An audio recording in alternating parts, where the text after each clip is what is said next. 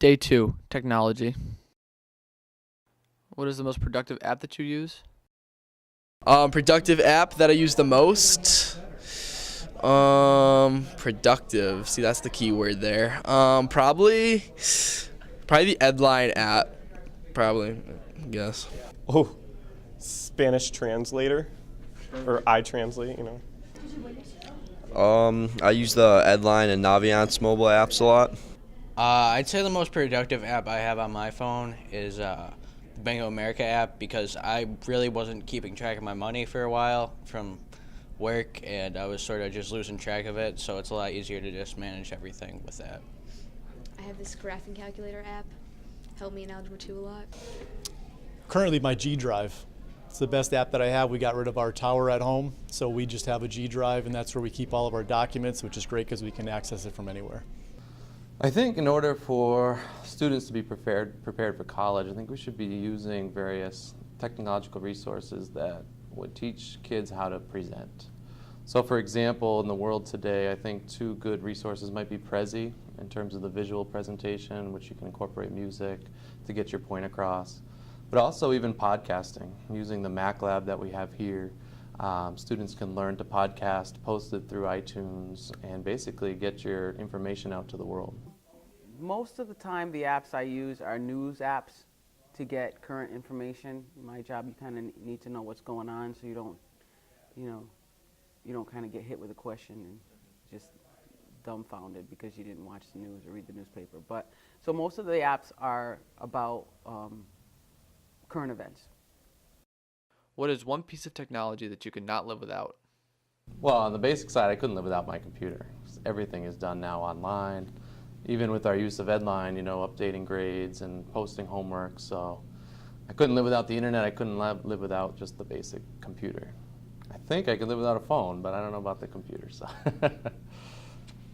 Clearly, one of my most valuable tools is my computer and my design software. We've got CAD software that we use to design decks, which if I had to do that by hand would just take an immense amount of time, as well as the quoting, the accounting, everything else that goes along. So definitely computer and internet and everything that's related. I'd love to say my iPhone, but I really don't know how to use it all that well yet, so I'll say a laptop.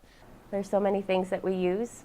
I think about even my car is a piece of technology that I use every day. I think most people would say their phone or maybe their computer, but I think also my car that I have now is very different than the car I had in high school. It has a computer in it. My cell phone, yeah. Everything's on my cell phone, notes, calendar, schedule, contacts, everything is on my cell phone, literally everything. So yeah, that is the last thing. How would your life be different without technology?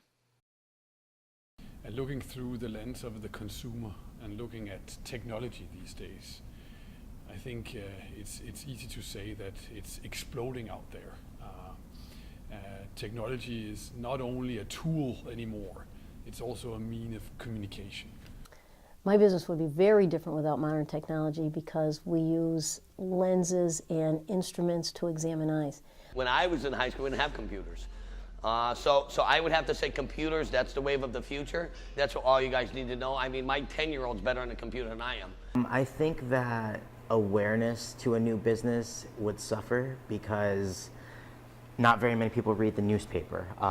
It's more of an older generation that does that. So how would we spread the word if we didn't have Facebook, Twitter, texting, radio, all of that stuff? That's how we kind of brought awareness to us. And also with promotions and discounts and offers, people like to have deals and save money. So how would we communicate that without the technology? And how would we compete with people that are similar to us? How do we differentiate ourselves, basically? I need to know a lot more about technology too. As an older teacher, sometimes it's hard for me to keep up with it, but certainly I think that it's a 21st century skill. Technology can be a barrier in a lot of different ways, and if it's a barrier for consumers in that they are bombarded by messaging and complexity, then one way that it could actually be a great positive for consumers is in the power of information access on the one hand, And also on the pro side, for a company like ours, like Lego, that has a lot of content and stories to share, we can use technology to broadly communicate those stories in a very efficient way. Secondly, consumers have the power of information not only to make decisions, but to also share their perspective on how they feel about brands. And as a company that has a relatively strong consumer following, we can accelerate the voice of the consumer, which in a lot of cases is very positive, very quickly around this digital universe.